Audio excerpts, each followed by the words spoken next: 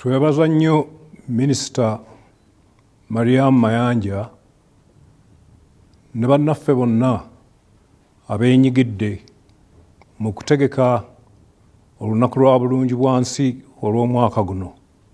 Mwebale nnyo, mwebalire ddala.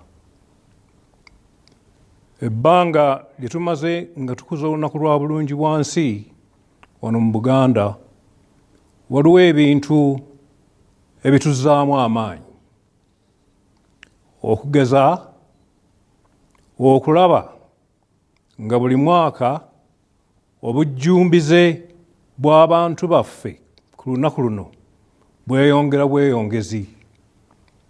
Okwo kwe tugatta obungi bw'abavubuka baffe abongera amaanyi mu kukuza olunaku luno.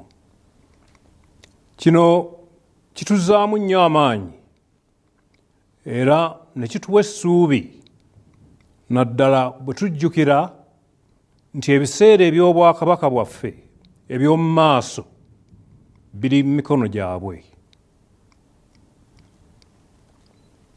Kyetuva tweyongera okubakubiriza obutassa mukono ku nsonga ey'okukuuma obutonde bw'ensi n'endala zonna ezitunyigiriza ng'obwakabaka ne Uganda okutwalira awamu.